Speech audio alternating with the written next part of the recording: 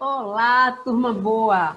Eu, Laura França, aqui em mais um Elas com Ciro, com moças maravilhosas da nossa turma boa. Bem-vinda novamente, Bruninha, bem-vinda novamente, Elivânia, bem-vinda novamente, Venice, e a nossa convidada super especial, que devia já estar aqui há bastante tempo. O problema dela é justamente esse tempo. Marcela, seja bem-vinda, querida. É uma honra, uma felicidade para a gente te ter aqui. A gente interage tanto com você e a gente queria muito te trazer. Eu queria te trazer na bodega já tinha um tempo e a gente não conseguia agendar, mas que bom que você conseguiu estar aqui com a gente nessa conversa hoje super importante, super cheia de conteúdo e que certamente vai ser muito rico, um programa muito rico. Então, para a turma boa que nos assiste, desde já um beijão para vocês. E vamos lá, vamos conversar hoje sobre dois assuntos que bombaram essa semana, que não tem como a gente passar aqui com isso despercebido.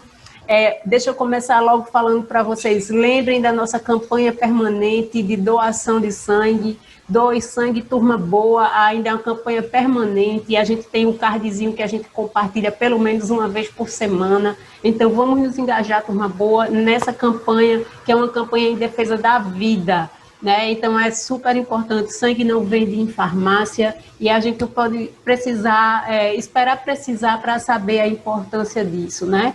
Então, vamos lá, gente. Sempre que verem o card, não precisa nem ver.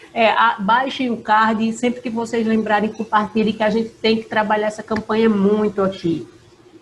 A gente tem aqui no programa um espaço para divulgar as iniciativas da Turma Boa. O pessoal que está fazendo alguma coisa, seja inovadora, que está fazendo alguma coisa dentro da militância, seja para engajar, seja para crescer, a gente sempre divulga por aqui. Então, eu já divulguei aqui, fiz o lançamento do podcast lá do Ivo, do Universo 12, que é um podcast fantástico, uma iniciativa fantástica. A gente conversou também aqui a semana passada sobre as camisas. Gente, dá uma força lá para o mano do Tá Tudo Errado, né? Do Tá Tudo Errado, que ele vem nas camisetas lindonas aqui, com estampas da nossa militância mesmo. E é assim mesmo, a gente tem que se ajudar. E outra coisa, então, hoje eu vou falar para vocês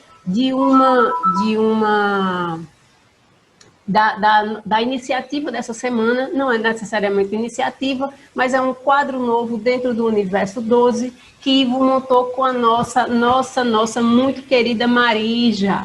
Então, Marija vai fazer uma série, o podcast vai ao ar todos os domingos, serão 4 domingos agora em outubro, e se chamará Marija com Elas.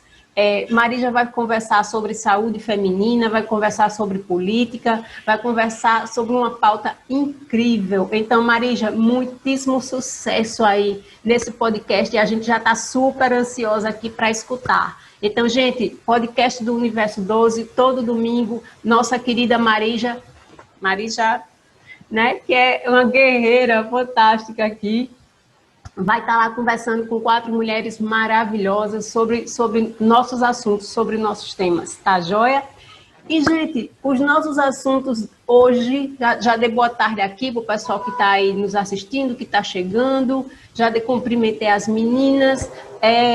A gente tem 2 assuntos hoje que foi até difícil escolher, porque é tanta coisa bacana e tanta coisa importante que acontece durante a semana, que a gente fica meio intrigado ali para poder escolher o que é que a gente fala. E a gente escolheu os 2 principais que a gente escolheu essa semana, é a boiada do Ricardo Salles. Ricardo Salles teve mais uma, né? Passou mais uma boiada aqui, e infelizmente a boiada dele significa que ele atropelou a proteção de áreas de proteção permanente, ele suspendeu o licenciamento de irrigações e ele autorizou a queima de resíduos de agrotóxicos em forno. Tudo isso sem nenhuma sequer fundamentação técnica. Ou seja, caladinho, na calada da noite, Ricardo Salles vai lá e faz mais um estrago. Esse é o nosso primeiro assunto.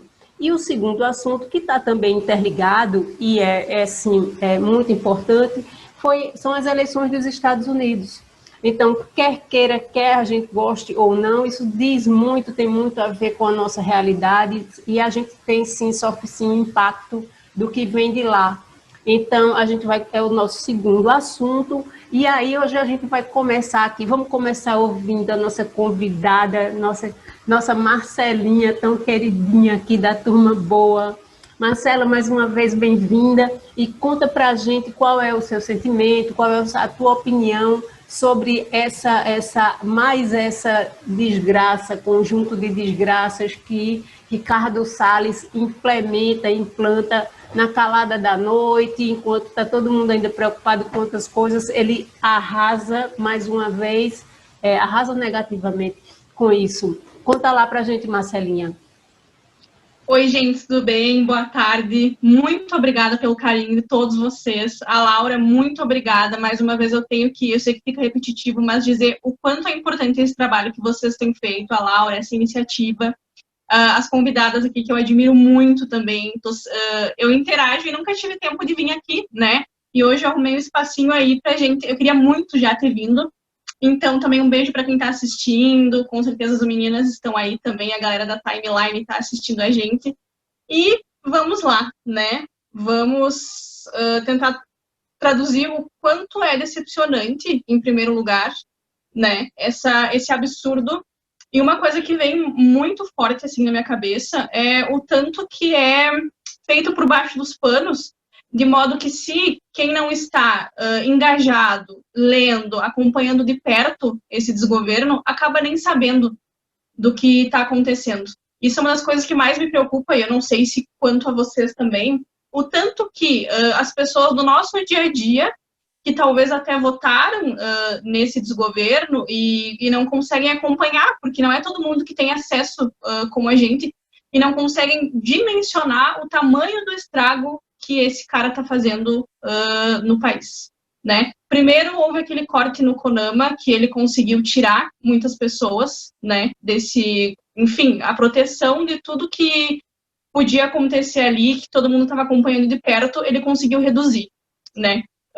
Depois, agora, como realmente a frase que ele disse é uma coisa que o pessoal levou na brincadeira, às vezes tiveram pessoas que não viram a dimensão desse problema. Ele está passando a boiada, muita gente está fechando os olhos e muita gente não está nem vendo o tamanho do estrago, como eu já disse.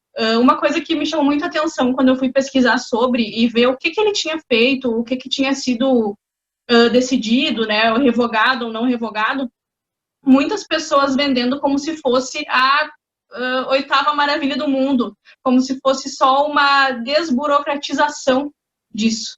E eu pensei, assisti vários vídeos no YouTube, eu estive pesquisando, né, mais a fundo e olhando assim, como que pode e como que isso está sendo vendido para as pessoas de uma forma como se fosse nada. E só de ver aí nosso país em chamas há tantos dias, né, o tanto de problemas que isso vai acarretar. Então eu acho assim, é uma coisa muito decepcionante, me preocupa muito que seja feito assim por baixo dos panos e não esteja sendo tão explicado e mostrado o tamanho do estrago, né? É isso, a princípio é isso, Laura, assim, depois a gente pode debater mais, mas não sei se vocês partilham desse mesmo sentimento, assim. Perfeito, é isso mesmo. Vamos lá, deixa eu ver agora, a Bruninha, manda aí. Vamos ver. Bom, oi, tudo bem, gente? Tô aqui toda presa no meu fone, desculpa. Então, essa área do meio ambiente, ela não é a minha área, então eu também olhei, dei uma pesquisada na internet, mas eu queria trazer um outro aspecto, que é um assunto que vem me preocupando muito e que eu acho que esse caso, ele é muito exemplar disso, que tem a ver com as nossas esferas e os nossos espaços de decisão pública. Porque a gente fica vilanizando o Salles, e ele dá muitos motivos para a gente vilanizar, mas é importante a gente perceber que isso não foi decidido em uma canetada, é um conselho. Então, o conselho, supostamente, ele é feito para construir consenso na sociedade. Ele tem representações. Então, a gente começa a se questionar que representações são essas, quem que ocupa esses espaços nos conselhos, porque os conselhos foram criados justamente para ter, ao contrário disso que a Marcela falou, para não ser debaixo dos panos, é por isso que é em conselho, para ter maior participação, para ter maior transparência. Só que aí a gente vai debater e vai esbarrando nessa questão de quem são as pessoas no conselho. E o fato de terem tantas matérias defendendo mostra que não é também uma coisa de autoritarismo do governo Bolsonaro contra tudo e contra todos. Você vai começando a perceber onde estão as bases de apoio para ele fazer o que ele faz, porque ele não faz isso sozinho, ele não faz isso contra tudo e todos. Então, vai ficando muito evidente os atores políticos, né, que se faz política muito mais do que o momento da urna, né, e que esses espaços de decisão já foram criados, e eles precisam ser ocupados por nós também. A gente tem que questionar como que se ocupa, quais são os critérios para quem ocupa esse conselho, ficar mais de olho, mais em cima, dar mais visibilidade a esses conselheiros que chegam numa hora dessas e votam dessa forma. Porque aí, quando a gente não cuida desses espaços, acaba que também é outra coisa que eu acho muito complicado, que aí a gente vai para a justiça e vai num juridiquês. E assim, justiça, isso é um debate político, isso não é um debate legal, ele acaba caindo no legal, mas ele é intrinsecamente político, sobre o uso da terra, sobre o uso dos nossos recursos. Isso não é matéria de direito, isso é matéria de política. Então, eu queria salientar essas questões, porque justamente me chamou a atenção que, nesse caso, ao contrário da Amazônia, que basta o Mourão não mandar tropas e o Mourão não fazer nada, é muito fácil você dizer, não, a culpa é do governo Bolsonaro, a culpa é do Mourão. Nesse caso, a responsabilidade está muito, eu acho, difundida. Tem muitas pessoas, muitos atores se beneficiando e fazendo um esforço para que isso seja dessa forma. Não é o Bolsonaro louco fazendo uma coisa da cabeça dele, nem o Salles louco fazendo da cabeça dele. Assim, existe uma grande... Se não é um número grande da população, mas é uma parte expressiva em termos de poder que sustenta esse tipo de política. Então, era essa a minha contribuição assim, para esse debate, para a gente começar a perceber esses pequenos vilões também que existem, né? Porque a gente fica muito focando em certas figuras, mas existem formas de combater essas políticas se a gente for atrás de quem de fato está votando essas coisas. E é isso, essa é a minha contribuição. Perfeito, Bruna. A gente muitas vezes cai a gente nem cai na conversa, na verdade, porque quando a gente aprofunda um pouquinho o raciocínio, a gente percebe, às vezes a gente diz assim, esse governo não tem projeto para nada, tá não sei o que, é uma coisa solta, mas não é, eles têm um projeto, na verdade, né? Não é um projeto que tenha nada a ver com o povo, com as pessoas, com o que a gente acha verdadeiro, o que a gente acha justo, não, mas existe sim um projeto, sim, de quem financiou, de quem bancou, né, de quem está ali por trás, quem tem os interesses, ele está contemplando, ele está governando para aquelas pessoas que o elegeram, de fato, né, quem botou o dinheiro e quem sustenta tudo isso, né? Existe sim um projeto perverso, inclusive de destruição de absolutamente tudo, né? Eu vi um memezinho, eu até comentei, acho que a semana passada, um desenho, um quadrinho, Bolsonaro abraçado com Salles, assim como se fosse numa montanha, num lugar mais alto, embaixo tudo devastado, e ele dizendo para o Salles, Salles, tudo que tem por aqui, até onde o seu olho enxergar, nós podemos queimar. Eu achei fantástico esse memezinho, porque revela muito disso. Existe um projeto, né, por trás disso tudo, dando suporte a isso tudo. A gente que, de alguma forma, não quer, tão aberrante, é tão louco, que acho que a gente resiste em acreditar que existe uma perversão, existe tanta gente má e com interesse puramente econômico, enfim, essas coisas aí. Vamos lá, Eli, é com você agora. Olá, gente, boa tarde. Mais uma vez, Laurinha, obrigado por participar, né, do Elas com Ciro. É sempre sensacional conhecer novas pessoas, falar sobre temas importantes, né, para pensar sobre a política brasileira, né? Então, quando eu observo sobre esse tema, principalmente na questão ambiental, eu penso muito na questão econômica, porque se a gente observar, né, o nosso país ele é baseado numa economia bastante primária, né? A gente exporta muita coisa. Então, na União Europeia, por exemplo, na Europa, em outros países, a questão ambiental é muito importante, principalmente na preservação do meio ambiente, né? Se você observar a União Europeia, existem vários acordos com o Brasil, não só com o Brasil, mas com os outros países, mas tomando o caso do Brasil, existem vários acordos econômicos onde a pauta ambiental ela é bastante importante nas decisões. É tanto que com essa política, né, brasileira para o meio ambiente, o Brasil está perdendo muito, né, economicamente falando, com esses países que compram os nossos produtos, né? Então, a gente observa que quando a gente não cuida do que é nosso, né? Quando a gente só pensa numa ótica bastante progressista, de progresso, vamos dizer, progressista nesse sentido, né? De uma questão ligada ao progresso, essa ideia de progresso está muito presente na opinião das pessoas, né? Porque o nosso país é assim porque não pensa no futuro, o nosso país é assim porque não estrutura as indústrias, mas a gente pode ter uma economia sustentável, uma economia boa, preservando o meio ambiente, né? Então, o problema é que a população, né, ela não tem essa percepção, porque nem nossos políticos eles querem passar isso para a população e nem a própria população quer procurar, né, essas informações de como você levar o país a um desenvolvimento a partir de políticas públicas que visem, né, uma economia mais sustentável, uma economia mais estruturada, né, onde você vai conter os riscos, né, de você pensar a economia, né, de uma forma bastante ligada ao progresso, se esquecendo do que está destruindo, né? E eu acho que o nosso passado ele indica muito isso, né? Toda essa questão do desenvolvimento, mas de um desenvolvimento não ligado a uma questão sustentável, a uma questão econômica sustentável, né? Sempre a gente quer destruir, né, com a ideia de progresso, como se todo progresso, né, para existir, né, precisa, né, carregar, né, no caminho, né, uma destruição, não é?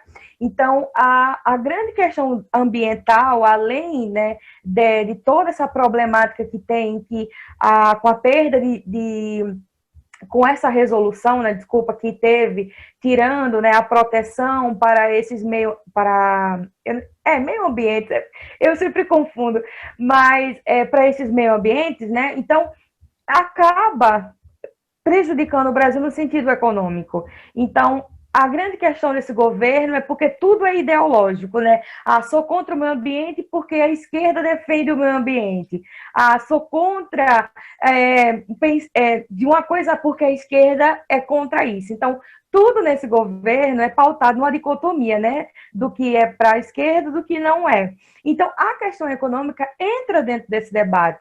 Então, tudo que eles estão fazendo, né, toda essa mentalidade deles, por trás está justamente essa ideologia de ser contrária a algo, né, que a esquerda defende, porque a esquerda tem um modo de pensar, né, no caso nessa questão ambiental, uma questão sustentável. Você pode desenvolver o país pensando também numa economia sustentável. Então, a grande questão que a gente está vendo na Amazônia, o que a gente está vendo no Pantanal, que o governo praticamente lavou as mãos para o que está acontecendo, é justamente isso, que é a bendita pauta ideológica, né? Então, a gente acaba perdendo porque os países que compram os nossos produtos, que a gente depende da economia primária, né? A gente depende da exportação. Então, se a gente não cuida, né, dessa questão tão importante da nossa economia, isso a gente perde nos acordos e, com isso, a economia interna ela sofre também, né? Porque a gente está vendo aí o preço do arroz, né? Quando a gente exportou demais, se esqueceu do mercado interno, está aí, né, o preço do arroz super elevado.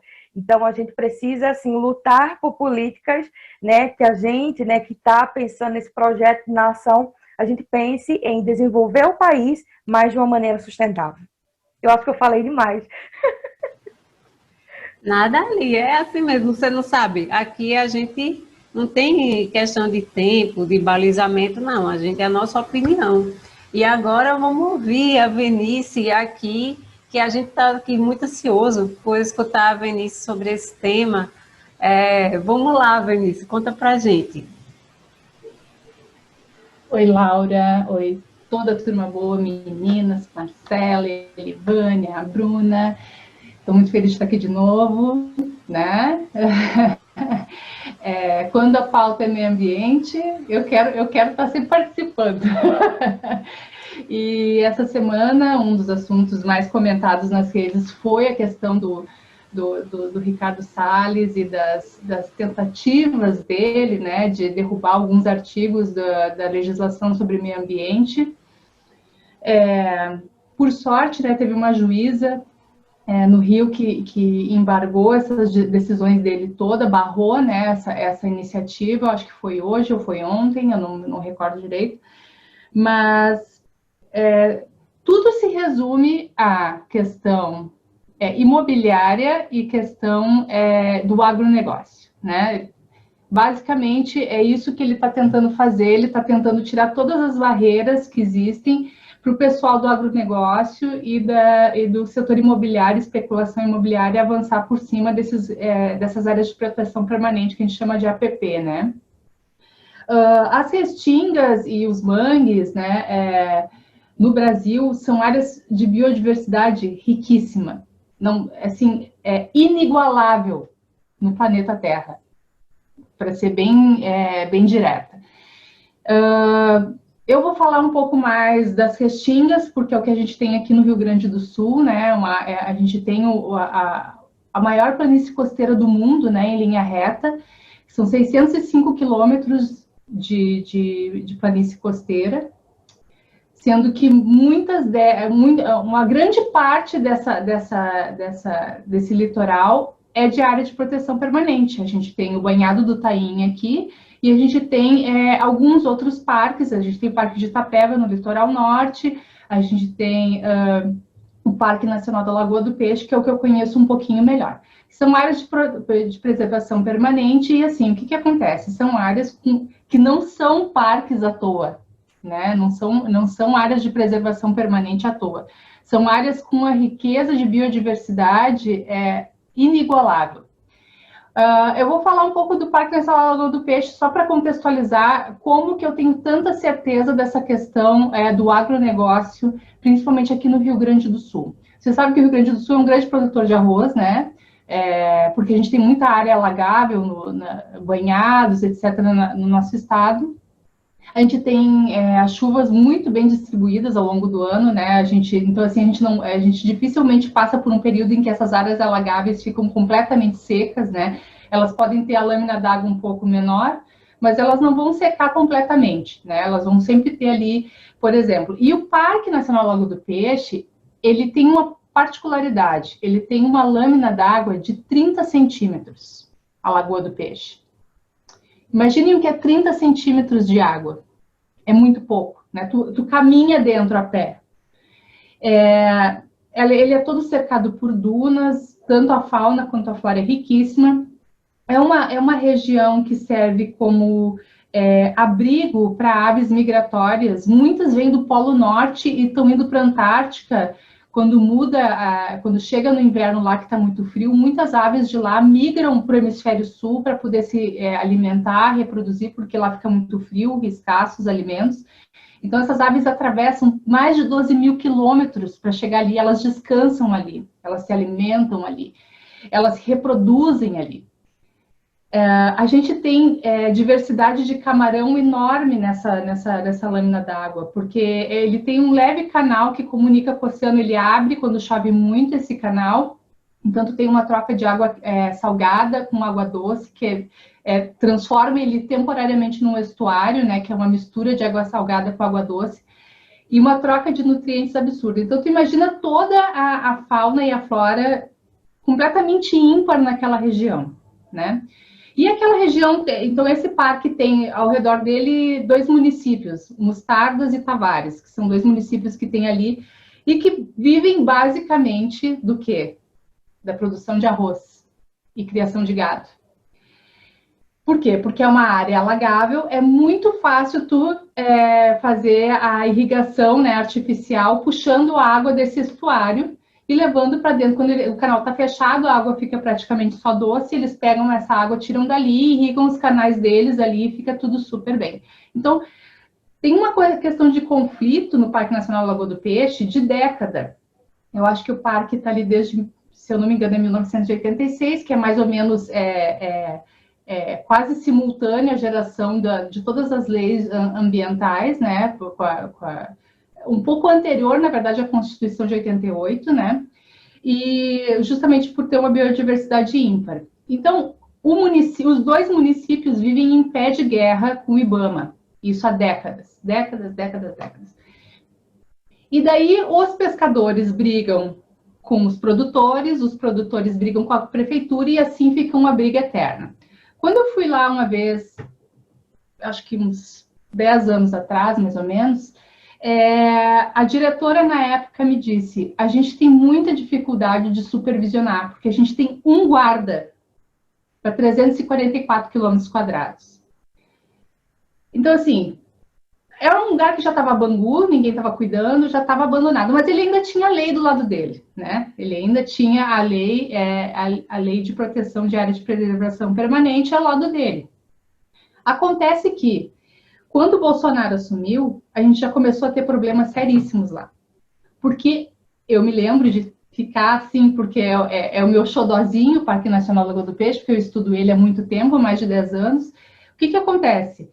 Ele destituiu o diretor do parque, que era um funcionário do IBAMA de carreira, e indicou, através do Ricardo Salles, a filha do maior produtor de arroz do litoral médio do Rio Grande do Sul, que não tem nenhuma formação na área ambiental, apenas 20 e poucos anos, 23, 24 anos, é o que a menina tem, sem experiência nenhuma, e no currículo dela constava administração de produção de arroz.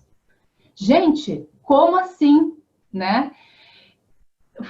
Eu me lembro que aqui no Rio Grande do Sul saiu no jornal, porque aqui todo mundo gosta muito de lá, porque o Parque Nacional Lagoa do Peixe, como ele tem muita ave, agora eu não vou me lembrar o nome do pessoal que gosta de observar aves, tem um nome, né, específico, a pessoa que adora olhar aves com binóculo, né? Tem gente do mundo inteiro observar aves no Parque Nacional Lagoa do Peixe, ele é conhecido no mundo inteiro.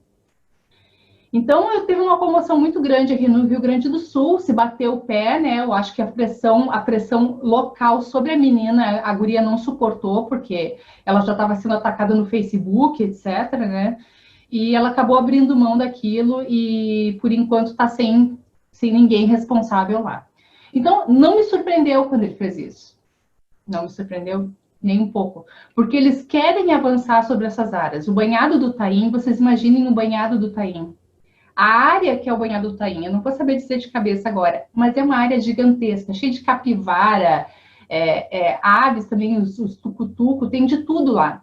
Então, vocês imaginem a desgraça que vai ser se tirar essa proteção lei, porque é uma área assim, ó, quando tu atravessa de carro, por exemplo, a gente chega na cidade de Rio Grande, que é no sul do estado, né? E tu pega o carro e tu vai dirigir até o Chuí, na fronteira com o Uruguai, tu anda por 5 horas em linha reta. 5 horas tu fica andando sem parar. Vocês imaginem o tamanho, atravessando o banhado.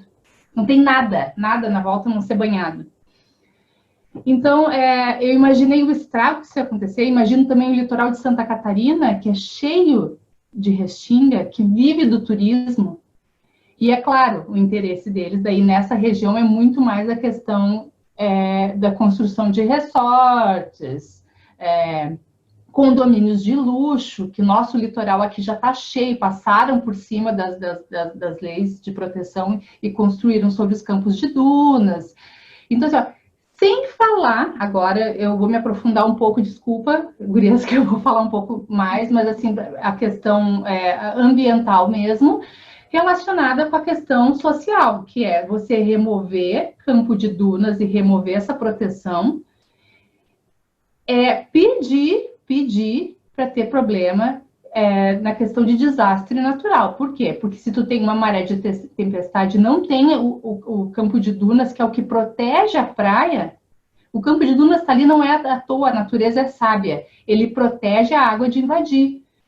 Então, se tu remove o campo de dunas e tu constrói, vai destruir a área urbana que foi construída. Ela não vai durar. Tu vai investir num negócio que não vai durar, entendeu?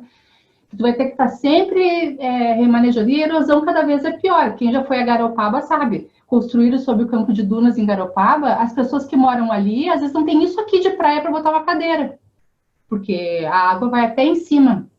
Então, eu vou dizer para vocês, me esgota ver isso, me esgota. Por que me esgota? Porque o cara é um ignorante, ele não tem noção, ele não tem a menor noção do que ele está fazendo. Ai, é o agronegócio, né, fazendo lobby, fazendo não sei. Claro que é! Não existe dúvida que é o agronegócio e o setor imobiliário fazendo lobby. Isso aí não tem nada a ver com... Olha, eu vou pegar a fala da Elivane e vou tirar um pedaço. Além da questão econômica, está o lobby por trás disso. Fortíssimo. A gente vai ter um prejuízo econômico, porque a sustentabilidade não acontece se tu não tem recurso para aplicar um desenvolvimento sustentável. No momento que tu acaba o recurso, tu não tem desenvolvimento sustentável. Agora, a questão por trás disso é lobby, e é lobby político dentro da Câmara dos Deputados, câmaras de vereadores e dentro do Senado. Eles estão deixando isso acontecer porque eles estão ganhando dinheiro por trás. Eu não posso provar, então não vou dizer nomes. Mas com certeza é isso.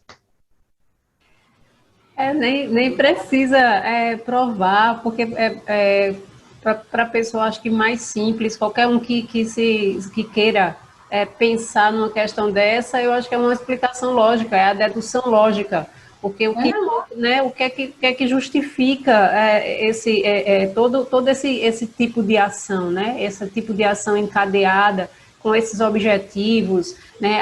Eu e a Elivane, a gente mora aqui numa área onde a gente tem muitos mangues, e a gente sabe também, até de forma, embora superficial, mas a gente sabe que existe uma situação semelhante a essa que você relatou, da construção, da necessidade de extinguir, né, aqueles espaços ali para aproveitar, para construir, para se expandir, e nunca é de uma forma inteligente, cara, sabe, que possa aproveitar os melhores, ou ter uma ideia nova que seja em relação à sustentabilidade, que é construa, mas construa respeitando aquele espaço, né? Eu acho que todo mundo, já viu aqui nas nossas cidades, que era uma coisa muito simples. O cara queria construir, tinha um bar.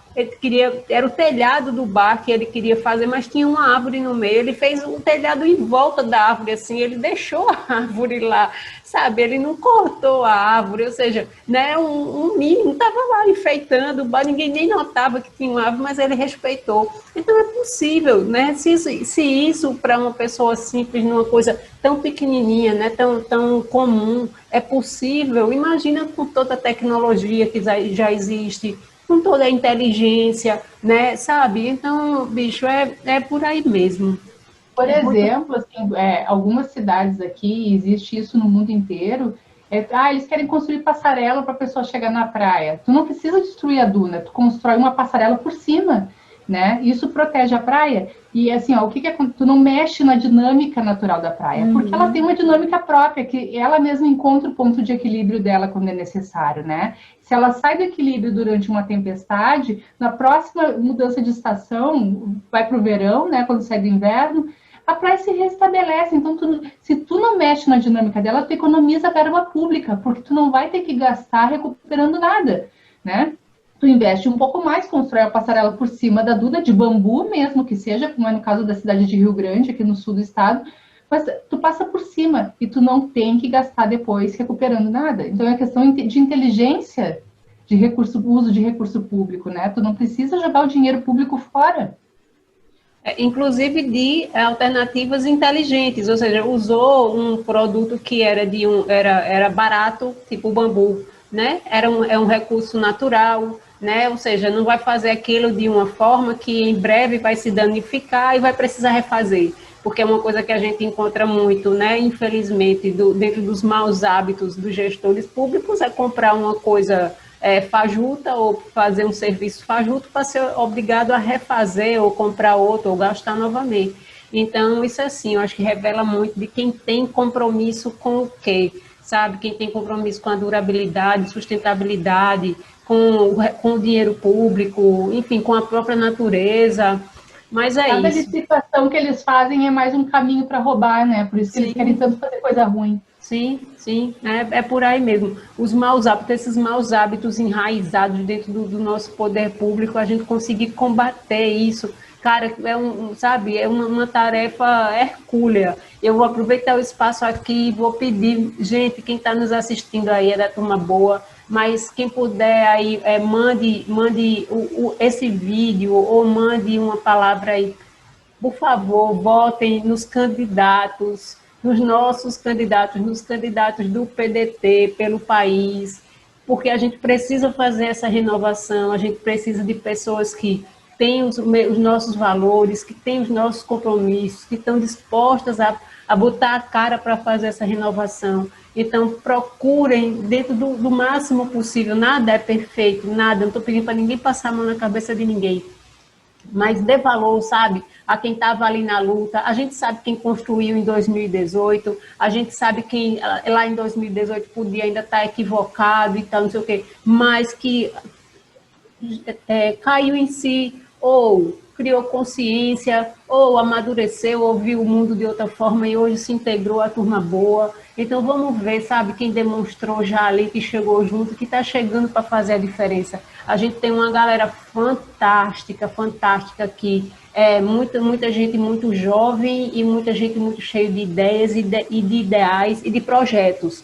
sabe? Então, pedir a atenção de vocês para isso, para votarem nos candidatos do PDT das nossas cidades aí, porque a gente precisa oxigenar todo esse ambiente político que a gente está vendo, e a gente não vai fazer isso dividindo ou sem entender como é que se constrói as coisas, né? A gente está indo rumo a 2022 e isso começa em 2020. Então, 2020, vamos ajudar Ciro no que a gente quer lá em 2022 já, que são as nossas prefeituras, as nossas cidades, as nossas câmaras. A gente tiver um prefeito ou uma prefeita que administre bem, vereadores que mostrem serviço ali em prol da comunidade. É isso que a gente quer, isso que vai fazer a diferença no Brasil que a gente quer construir. Ciro não vai fazer nada sozinho lá de cima com uma varinha mágica no dia que ele for presidente, não. A gente tem que ajudar, é um trabalho de todo mundo.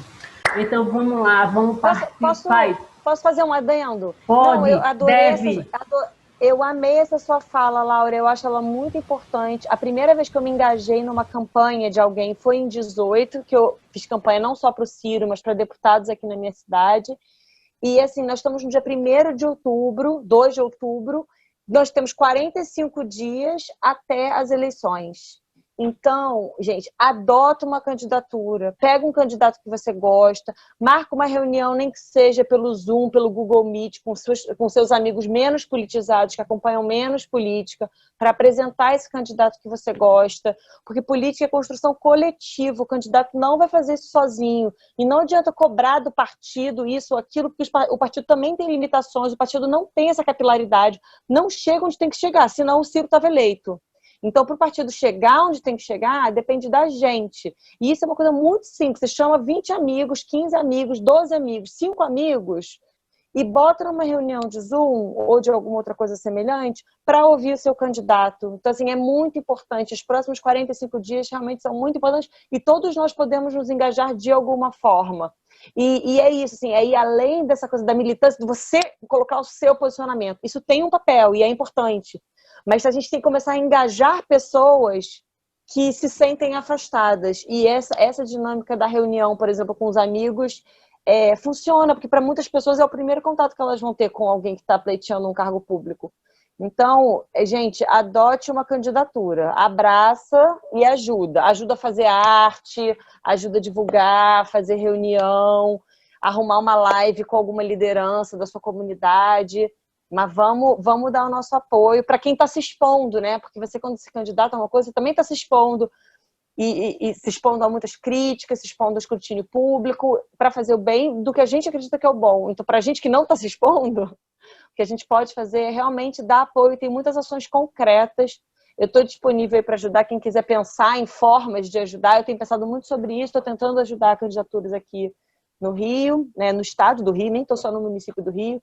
É muito importante que a gente se coloque realmente como apoio dessas pessoas, e não só críticos, validando ou criticando o que essas pessoas fazem, realmente apoiando. Pronto, falei. Eu posso falar só uma coisinha, Laura? Pode sim. Sim, pode sim. Nesse mesmo segmento agora, e também muito importante a fala de vocês duas, eu acho que é uma coisa, como tem muita gente que chegou, eu, por exemplo, cheguei na política em 2018 também, não era filiada, não conhecia o PDT, não conhecia como funcionava o partido, então foram agora 2 anos que eu estou aprendendo e é a minha primeira eleição municipal. Então, assim, eu quero falar para o pessoal que está assistindo agora que se você não teve a oportunidade de achar o PDT da sua cidade, se você simpatiza com o projeto do Ciro Gomes, se você acha que é o caminho, assim como a gente simpatizou com o projeto e está engajado nessa luta, você pode falar comigo, eu estou à disposição. Se você não achou da sua cidade, a gente vai achar.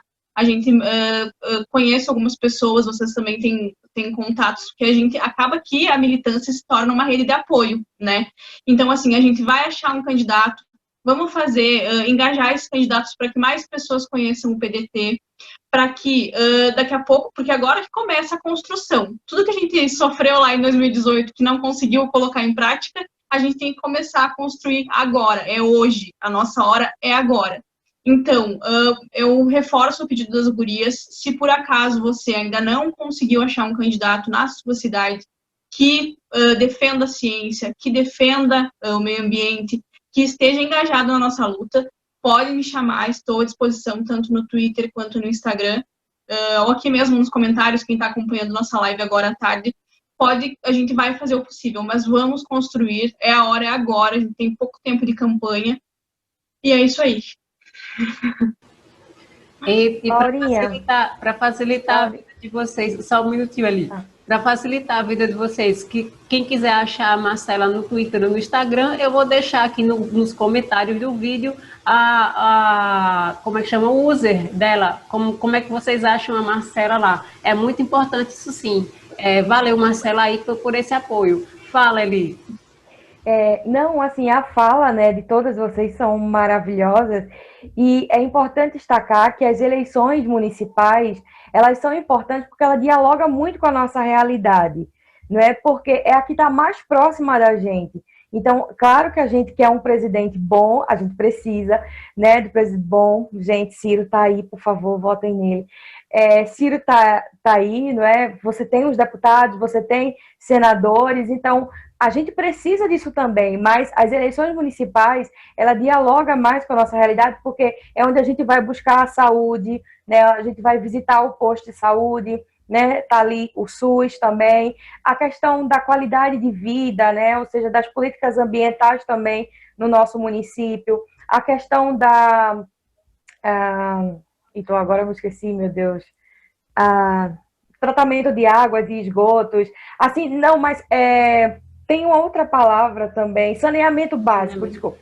O próprio saneamento também, que é muito importante, para pessoas que moram em comunidades, como é o meu caso, né, que você mora numa comunidade, você carece muito disso, e isso abre também outros quesitos na saúde, porque se você não tem uma boa qualidade de vida, né, se você não tem todo esse tratamento, isso vai corresponder, né, de outra forma. Então, votem com consciência nas eleições municipais, porque elas são muito importantes. Se a gente quer parar com a corrupção, o caminho começa agora, né? Porque é com as eleições municipais. Não adianta a gente querer pensar no macro sem deixar o micro, né? No caso, pensar no macro e se esquecer do micro. A gente precisa cuidar do micro pensando no macro. Então, pense nas eleições municipais, votem com consciência, né? Analisando cada projeto dos vereadores, dos prefeitos, porque isso é muito importante. Nas eleições municipais, você vê muito candidato de primeira viagem, né? Então, muitos são candidatos que querem apenas uma mobilidade social, né? Ele só quer mudar de vida, entre aspas, né? Sair de uma qualidade de uma classe que ele estava para outra. E não é assim, a política não é mobilidade social, né? A política ela é transformação. Então, se a gente não tem pessoas que querem transformar a nossa realidade, não vale votar nele. Pode ser até um parente seu, não vote. Se não tem transformação, não é bom para você, não é bom para sua família também.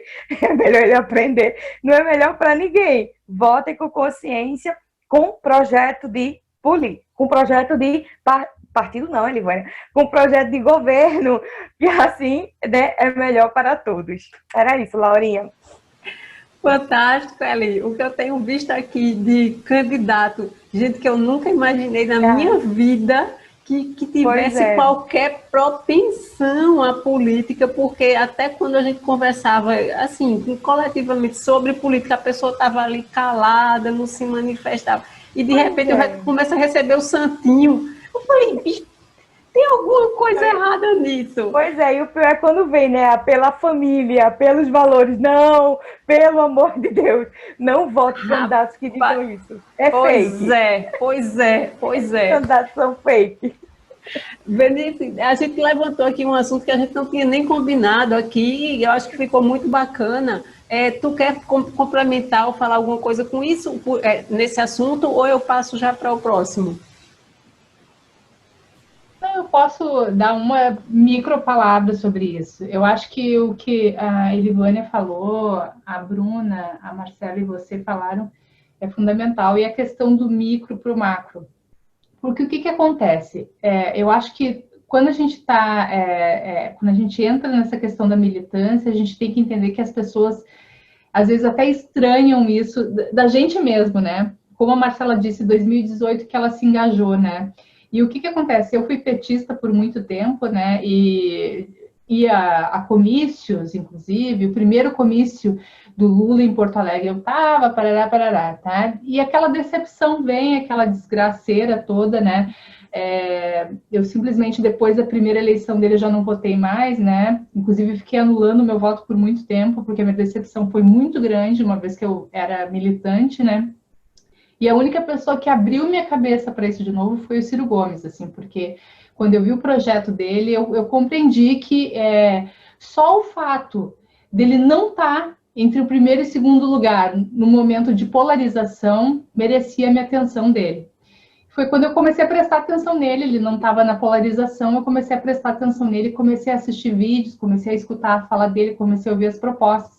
E eu acho que é isso que quem está desencantado com a política e acha que tudo é a mesma coisa tem que fazer. A pessoa tem que buscar pessoas que tu sinta que a pessoa ela está interessada de verdade em fazer algo diferente, como a Elivânia falou. Que eu acho que isso foi assim, o que mais me tocou quando tu disse, é a inovação. Gente, não dá para deixar essas caveiras políticas continuar. Elas não podem continuar ali. Elas são caveiras políticas, elas só ocupam a cadeira e ficam ali sentadas sem fazer nada. E olha, eu vou dizer para vocês, tem muita gente que... Eu não vou falar que tem gente que vai ficar com ódio de mim, de quem é particularmente, mas tem uma pessoa aqui em Porto Alegre que todo mundo ama, admira, que está ocupando uma cadeira há quase 2 décadas, entre vereador, entre deputado federal e estadual, que nunca fez nada. E o pessoal acha muito legal porque ela faz uns TikTok bonito. Só que como política, ela nunca fez nada, tá? Então, assim, eu vou falar, porque é verdade, quem mora em Porto Alegre sabe, né? Quem mora em Porto Alegre sabe, tanto que em Porto Alegre essa pessoa não consegue passar nem para segundo turno, uma eleição após a outra, porque quem mora em Porto Alegre sabe quem ela é. Então, eu vou dizer, prestem atenção muito mais nas propostas e na vontade da pessoa de mudar as coisas do que numa carinha bonita, um TikTok bacana. Isso aí, gente, desculpa, isso não é política, né? Isso é populismo. A pessoa está vendendo uma imagem e não está vendendo o que ela é de verdade, tá? Então é isso aí, inovação. Olha, Elivânia, que palavra maravilhosa. Sou totalmente a favor. Não bote nas mesmas caras. É isso aí, gente. Show com as caveiras políticas, show com quem está lá só fazendo enfeite, né? A gente precisa, sim, levar o máximo possível a consciência das pessoas de que a gente precisa trabalhar. Lógico, existe uma afinidade, existe uma simpatia com a pessoa do político. A gente já conversou 1 milhão de vezes aqui com gente de todas as áreas. Como é que isso se dá? Se é possível simplesmente de uma forma técnica a gente mudar o entendimento das pessoas, como as pessoas escolhem em quem elas vão votar. Isso não é uma coisa para tão cedo. Mas vamos aliar as duas coisas, vamos ver quem é que tem, como as meninas falavam, uma proposta factível, não é uma coisa de uma viagem para a Lua, mas quem é que tem projeto, quem é que está falando, está mostrando como é que tem condições de fazer, né? Quem é que tem condições, quem é que tem experiência, sabe? Quem é que tem experiência mostrando serviço, não é experiência de estar sentado na cadeira, não, né? E é esse também o assunto que a gente vai conversar agora, o nosso próximo que a gente tinha combinado aqui, que são as eleições que começam agora nos Estados Unidos. A gente viu essa semana aí aquele debate catastrófico, desastroso, que horrível, meu Deus, que vergonha alheia, né? Quem já viu Obama ali, eu sei que tem muita gente que não gosta de Obama, mas eu gosto, tá? Então, mas quem já viu um homem feito Obama, como o Hillary ali, que levavam aquele negócio, por mais teatral que fosse, mas estava pelo menos num nível onde se discutia ideias, onde se apresentava as coisas, um falava de um, né, tipo, defendia, era um debate de ideias e não aquela coisa horrorosa que a gente viu essa semana de, meu Deus, nem sei, acho que nem criança de quarta série age daquela forma, que dirá quem está se colocando para ser o presidente do país mais rico do mundo, né? Então, eu gostaria muito de ouvir as meninas, porque as eleições lá, infelizmente, tem muita repercussão no nosso futuro aqui também. Tem na parte econômica, em todas as áreas, tem na questão política também.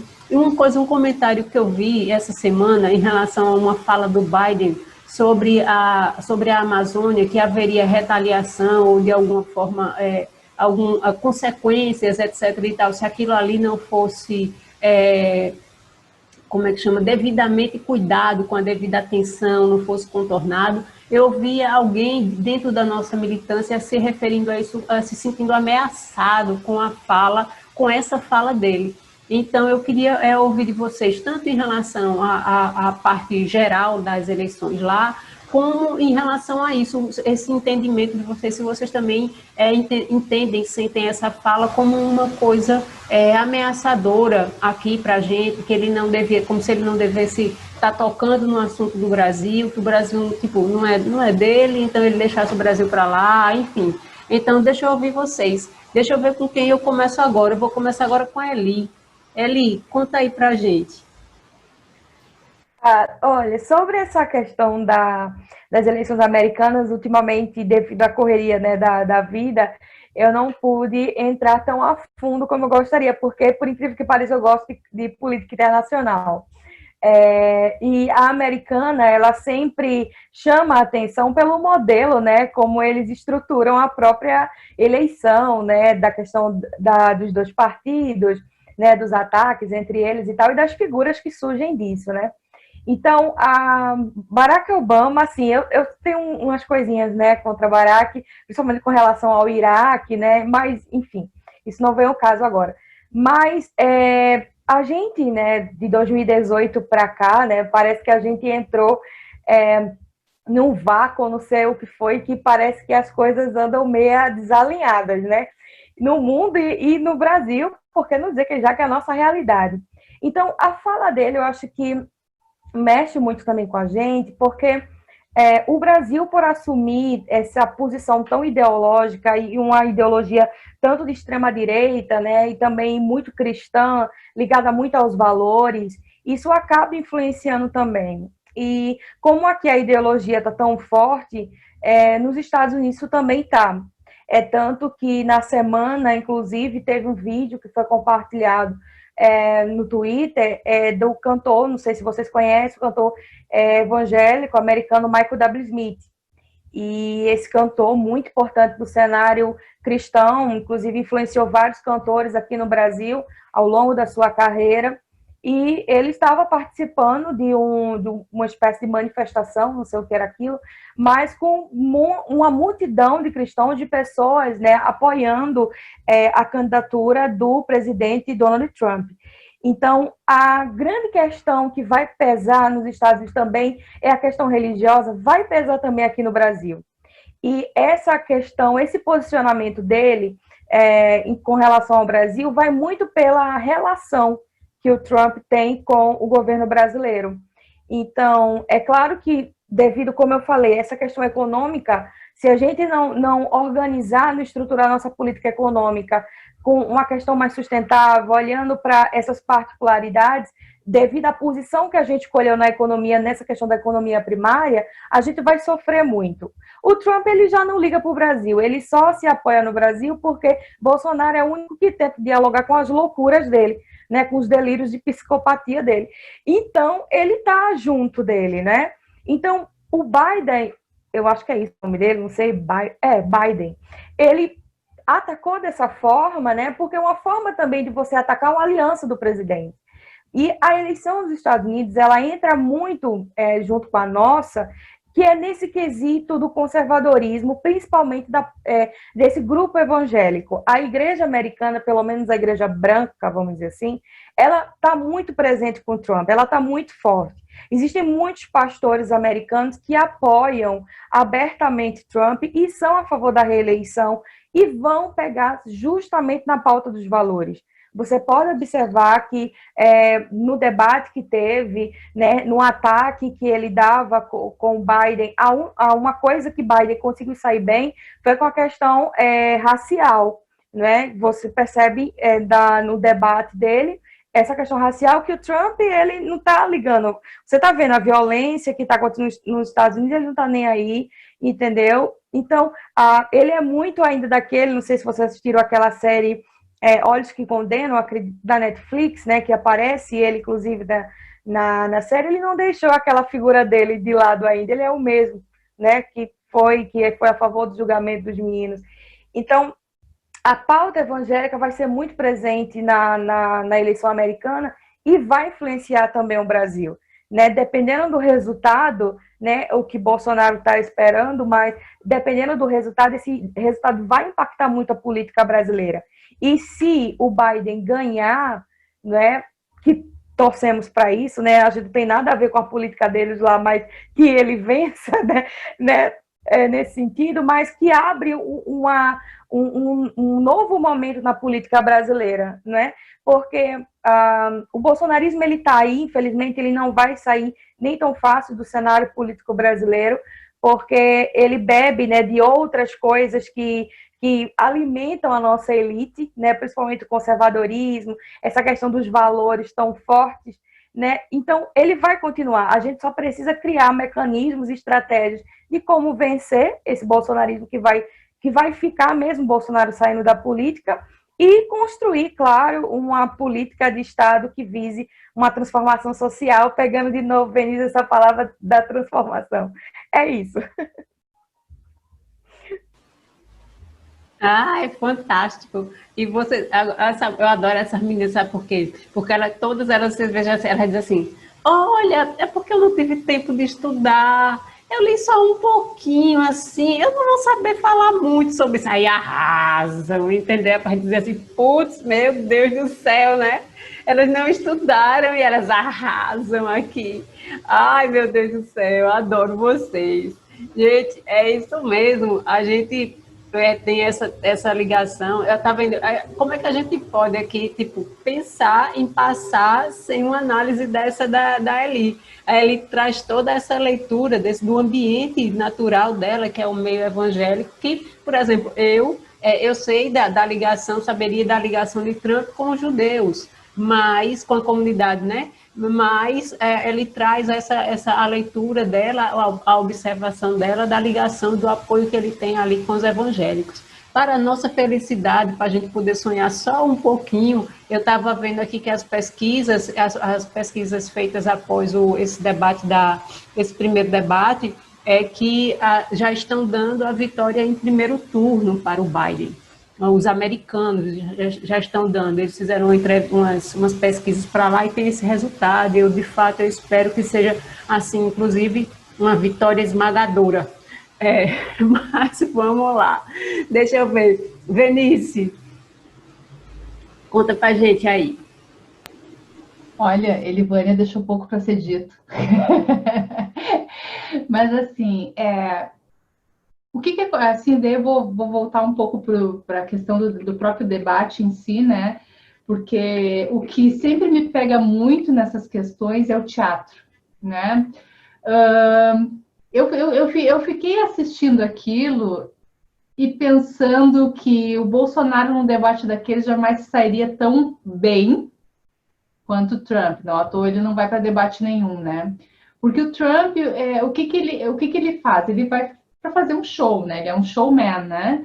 Ele chega para lá e simplesmente não deixava o outro candidato falar. Ele se intrometia e o tempo inteiro ele cortava a fala. Isso pica a informação, né? Porque tu para de prestar atenção no que a pessoa está falando e começa a prestar atenção nas baixarias que ele está dizendo, inclusive de falar do próprio filho do candidato, que teria problemas com drogas, etc. Ele realmente baixa o nível, ele não tem nível, né? Ele continua num reality show, como ele sempre fez, né? E como ele participava antes. Eu achei que o Biden foi muito mal, do meu ponto de vista, porque ele perdeu a estrutura quando se começou a falar da família dele, né? Ele se desestabilizou no momento que começaram a falar dos filhos. E o debate não era sobre a família de nenhum deles, era sobre as propostas de cada um. Ele poderia ter ido muito melhor, né? Poderia ter ido muito melhor. Gatinha. Ai, que fofa. E aquele show que ele deu, eu achei que no final ia dar problema, né? Tu disse que já saiu algumas pesquisas favorecendo, mas eu realmente tenho muito medo dos americanos, porque os americanos são muito conservadores.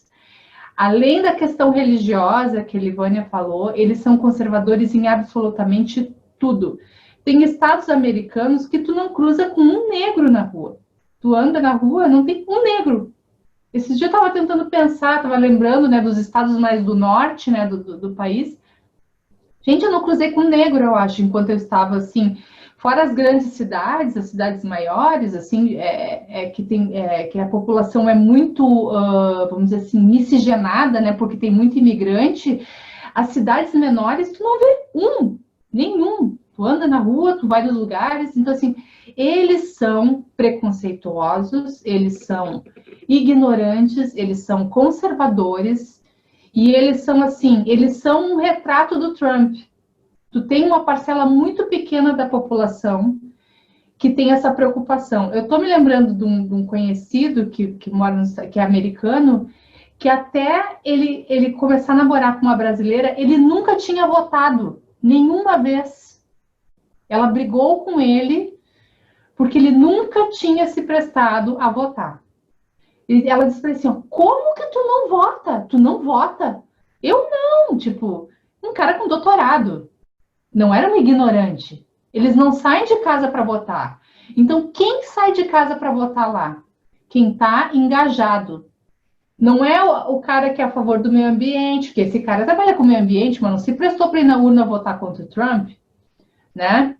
Então, assim, o que acontece? Quem vota nos Estados Unidos é o pessoal engajado. Os republicanos são muito mais engajados justamente pela questão do conservadorismo, da questão do porte de armas, né, da questão de um monte de coisas que envolvem, né, a questão da religiosidade, a questão do puritanismo, a questão do preconceito, a questão do nacionalismo contra imigrantes, estão roubando nossas vagas de emprego, estão roubando nosso espaço. Então, o que me preocupa é que a pesquisa não reflete quem vai na urna votar, lá nos Estados Unidos. Eu tenho muito medo depois do debate, eu acho que o eleitor do Trump ficou mais inflamado ainda, porque viu o show que queria. Isso vai motivar muitos deles a votarem, né? Saírem de casa para votar, porque a questão do voto não ser obrigatório faz com que muita gente no dia não vá, está engajada, mas nem vai, né? E isso me preocupa, porque quem inflama é quem ganha voto nos Estados Unidos. Esse que é o problema. E aquela coisa morta que o Biden apresentou, totalmente desestabilizada, sem atitude, sem imposição, aquilo ali não motiva candidato nenhum. Nisso o Sanders era muito mais eficiente, porque tu viu o engajamento das pessoas em arrecadar dinheiro para a campanha dele, as pessoas estavam realmente... quem era democrata estava acreditando que ele podia ser o novo presidente, né? E eu acho que com o Biden a gente não tem esse engajamento americano, e o meu medo é a questão do voto não ser obrigatório. Eu acho que isso vai reeleger o Trump, infelizmente. E para nós, é claro, agora só para encerrar, na questão ambiental, né, que é o que eu falei lá antes de começar a live, né, que na questão ambiental, qualquer governo democrata que assumia, a gente já não tinha um bom relacionamento com os Estados Unidos anterior ao Trump, porque a gente lembra da história da Dilma, né, do Wikileaks com o Obama, né? Eles entraram num atrito, a Dilma, como sempre, sem diplomacia, não conseguiu contornar aquela situação de uma maneira benéfica, vamos dizer assim. Por mais que seja invasivo, por mais que seja horrível, por mais que seja espionagem, ela tinha que ter tido diplomacia para contornar a situação, porque esse é o papel de um presidente, né? Ele tem que ser diplomático. Mas a gente reatou com os Estados Unidos através de 2 governos péssimos, mas que não nos trouxe praticamente nenhum benefício ainda. Aquele dia antes do Ciro falar, estava o cara falando lá na Jovem Pan, eu fiquei ouvindo só. O cara estava dizendo que ele foi a favor da gente na OCDE, agora as meninas que entendem mais de economia e política podem me corrigir. Que isso era ótimo para o Brasil. Gente, o que mais que foi feito pelo Brasil até agora dessa aliança é praticamente nada. Então as pessoas acreditam que é muito maravilhoso, mas a gente não tem nada de benéfico aí. Até agora a gente não lucrou nada com esse amor platônico deles. Só brasileiro fazendo propaganda que o Brasil é amigo dos Estados Unidos. Então, para mim, essa relação com os democratas já vem desestabilizada, né, dos brasileiros com os do governo brasileiro com democratas anterior à eleição do Trump e do Bolsonaro. Só que, assim, a questão é que o maior sempre vai estar sobre o menor. Então, a gente não deixou de ser celeiro dos americanos e, olha, dificilmente tem que ter a gente tem que ter um governante muito forte para conseguir se sobrepor a isso. Que não é o caso de nenhum dos que assumiu até agora. Marcela de Paula, é contigo agora. A minha visão sobre, de modo geral, sobre os Estados Unidos, quem às vezes me acompanha deve saber que eu fico muito sentida, sabe? Por essa admiração que muitos dos brasileiros, principalmente agora depois do bolsonarismo, sempre teve, mas agora, depois que o Bolsonaro assumiu, o tanto que as pessoas deixam de admirar o Brasil e essa coisa gigantesca e maravilhosa que a gente tem aqui para ficar puxando o saco lá do lado deles, sabe? E isso é um pouco egoísmo, talvez, meu, assim, mas o que eu fico muito chateada é que, assim, na minha opinião, e a minha opinião quanto a isso é muito rasa, porque eu não tenho muito conhecimento a fundo sobre, mas o Bolsonaro, para mim, soa como uma caricatura muito mal feita do Trump.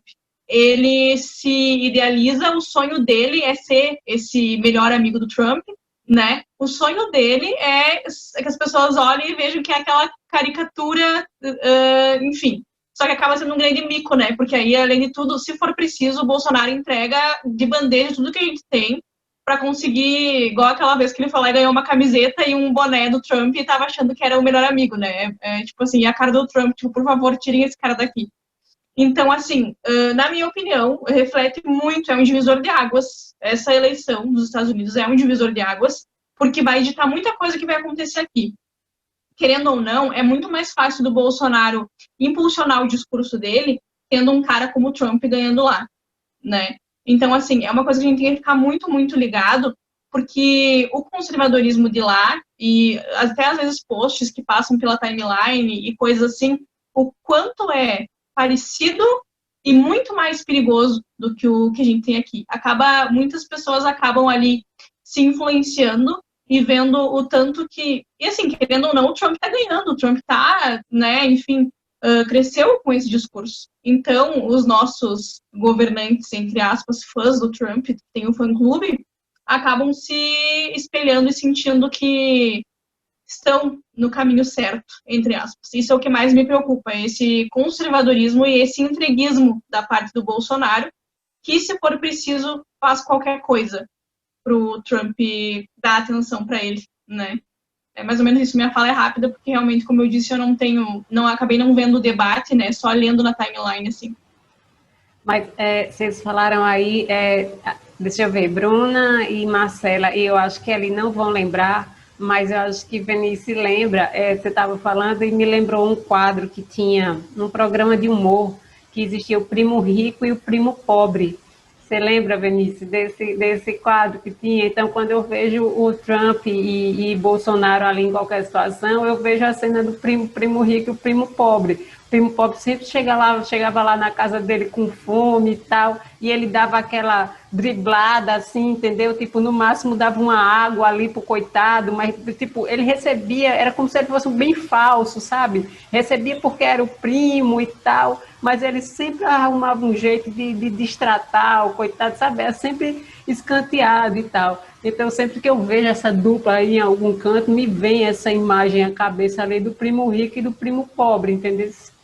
Mas vamos lá. Agora a Bruninha ficou com uma coisa dificílima, que é fazer o encerramento, o apanhado aqui dessas falas absolutamente maravilhosas das meninas, todas complementares, todas aprofundadas, sim. E vocês parem com isso, com essa história, porque eu não estudei, porque eu não pesquisei. Eu sei que vocês querem se dedicar, que vocês querem falar com mais propriedade, mas eu disse a vocês, aqui é uma coisa de opinião mesmo, é o nosso sentimento, a nossa leitura sobre os acontecimentos. Então, fiquem tranquilas quanto a isso.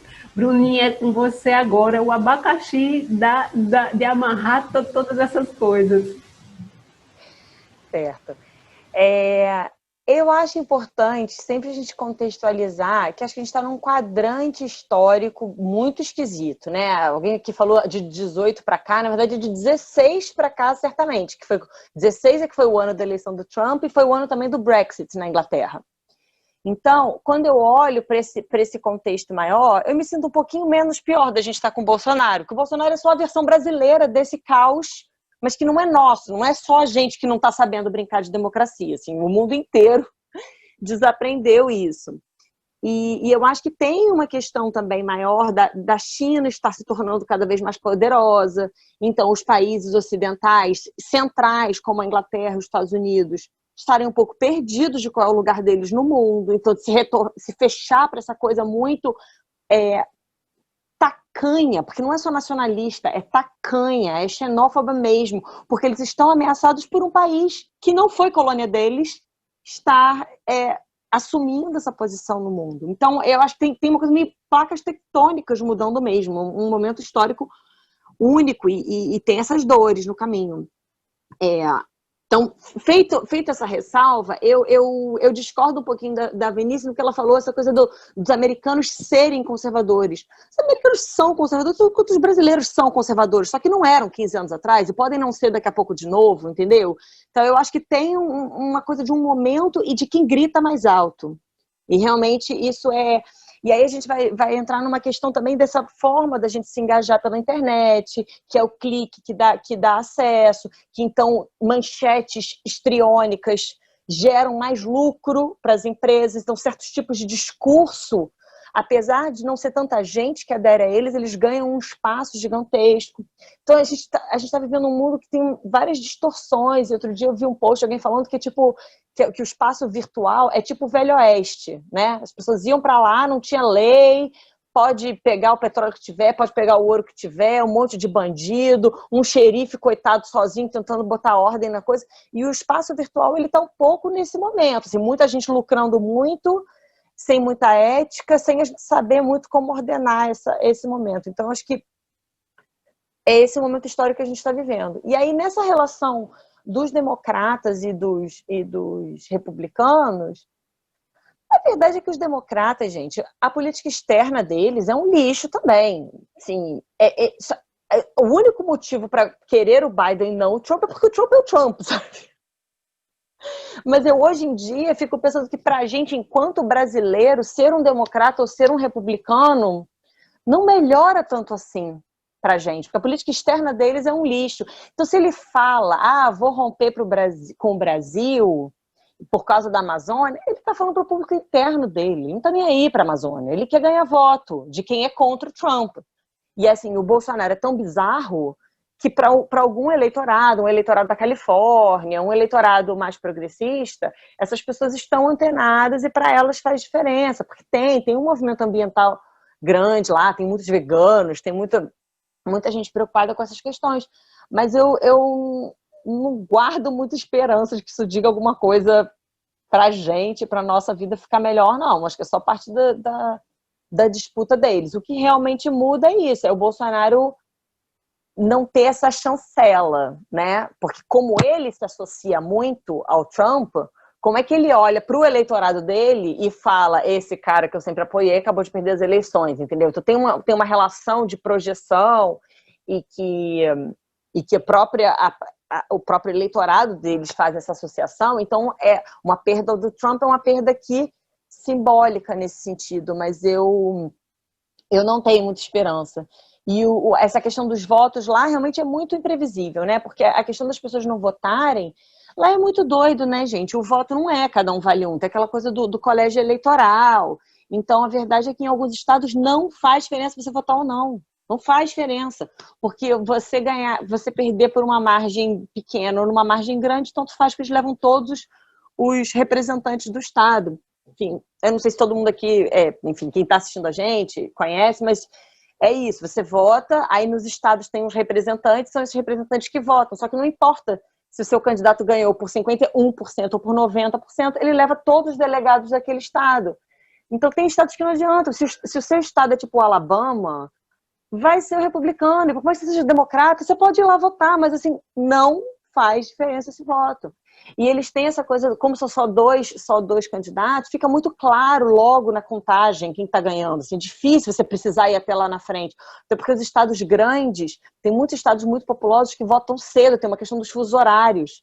Então, é normal lá nos Estados Unidos um candidato conceder e aceitar a derrota enquanto as urnas estão abertas no Havaí. Então, desculpa, o voto no Havaí não vale nada. Normalmente a urna ainda está aberta, ainda está planejando em votar. E o seu candidato já concedeu derrota. Então é muito complicada essa noção de democracia lá e o voto lá é um sistema muito esquisito.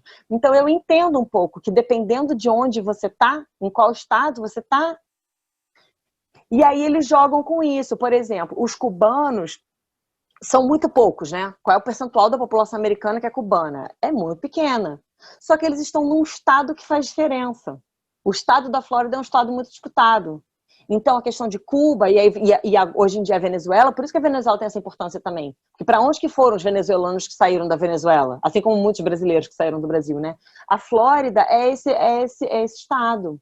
Então, essa política para a América Latina, e aí principalmente Cuba, historicamente, e mais recentemente a Venezuela, ela pode ser a diferença entre você levar todos os delegados desse estado ou não. Foi assim que o Bush ganhou do Gore, foi na Flórida.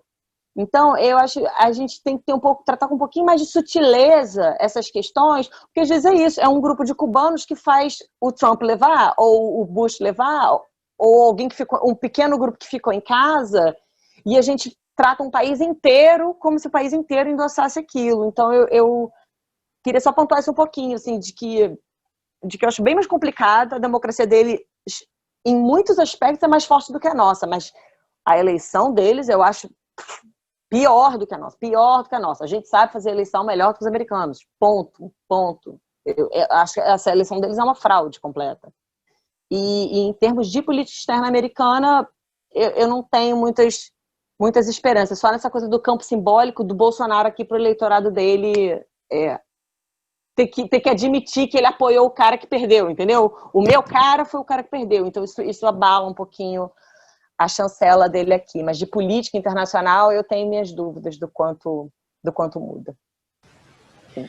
E também vai dar uma dorzinha de cabeça a ele quando ele pensar para onde é que ele vai fugir, onde é que ele vai pedir arrego quando o mandato dele terminar.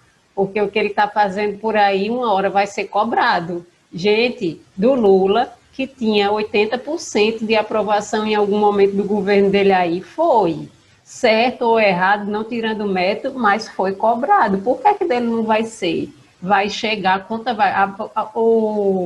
como é que chama? A fatura vai chegar para ele também, né? Então, eu acho que ele sem esse apoio lá do bonitão lá nos Estados Unidos, eu acho que isso fragiliza bastante a canela dele quando ele pensar para onde é que ele vai pedir arrego quando a corda chegar no pescoço dele. Eu adorei as intervenções todas de vocês aí. É isso mesmo, a gente está fazendo aqui análise, a gente está fazendo aqui o nosso entendimento. Infelizmente, estamos chegando ao fim do nosso Elas com Ciro dessa semana. E aí, antes de finalizar, eu queria só lembrar o pessoal, eu acho que foi alguém falou aqui uma frase que eu quero muito que vocês se lembrem e levem com vocês para o pensamento de vocês, que progresso não é destruição. Então, progresso não é destruição. Então, eu adorei essa frase aqui. E quando a gente pensar sempre nisso, a gente que é progressista, que é nacionalista, que, enfim, então que a gente tenha isso com a gente não precisa destruir nada para a gente crescer, enfim, para progredir. E outra coisa, antes de encerrar, minha gente, eu quero aqui, vocês viram que não por acaso hoje nós estamos aqui usando alguns itens rosa, rosinha, um lacinho rosa. Gente, esse é o nosso primeiro programa de outubro e a gente não tem como passar aqui outubro sem falar no Outubro Rosa, que é essa campanha tão importante para a saúde feminina. Eu pretendo trazer na bodega aqui uma doutora, uma ginecologista, para conversar com a gente especificamente sobre esse tema. A gente vai fazer um especial do Outubro Rosa. Já convido todo mundo para estar por aí, para a gente poder conversar, que vocês mandem dúvidas, que a gente vai conversar aqui com ela. Vai ser um especial, vai ser muito bacana. A gente fez o Setembro Amarelo com a Luíse, vamos fazer o Outubro Rosa e vamos fazer sim o Novembro Azul. Essas coisas são de muito valor para mim e eu quero sempre trazer isso aqui. Então, essas nossas blusinhas rosa aqui, nossos detalhezinhos, nossas menções ao rosa aqui, é para que vocês lembrem, para que todo mundo lembre que a gente está num processo de pandemia, eu sei que é ruim. Ainda hoje eu ouvi uma matéria que a quantidade de mamografias caiu muito agora durante a pandemia. A gente entende, as pessoas não querem se expor, mas a gente não pode deixar isso, protelar isso por muito tempo. Então, dentro do possível para vocês, então incentivem quem não for mulher, mas possa incentivar a sua companheira, a sua irmã, a sua mãe, fica ali pegando no pé, enchendo o saco, porque sim, é muito importante. Um diagnóstico feito no início de qualquer doença é muito mais fácil tratar. E sim, tem tratamento, e sim, a gente passa pelo que tem que passar. A gente não pode deixar isso de mão, tá? Então, quero aqui agradecer demais a Marcela. Marcela, bem-vinda sempre aqui, gratíssimo pela tua presença, pela tua participação. Eu tenho absolutamente certeza que todo mundo adorou, estava todo mundo muito curioso para ver a carinha da Marcela, que a gente vê tão pequenininha de vez em quando ali no Twitter e tal. Bruninha, gratíssima pela tua presença, pela participação. Eli, mora no meu coração e não paga aluguel.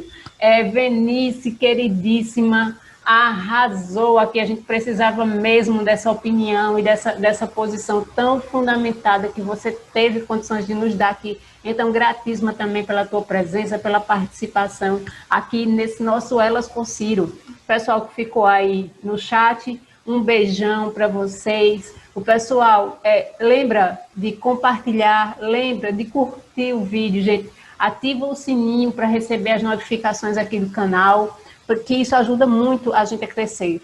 A gente tem aqui uma campanha, a outra campanha permanente que a gente tem é de doações aqui para o canal, e aí tem aqui embaixo na descrição do vídeo formas de vocês fazerem doações. Eu sei que não está fácil para ninguém, que o desemprego está altíssimo, mas quem puder. Quem puder, contribui com grana. Quem não puder, contribui, sabe como? Curtindo, compartilhando, que isso daí não custa nenhum centavo para ninguém.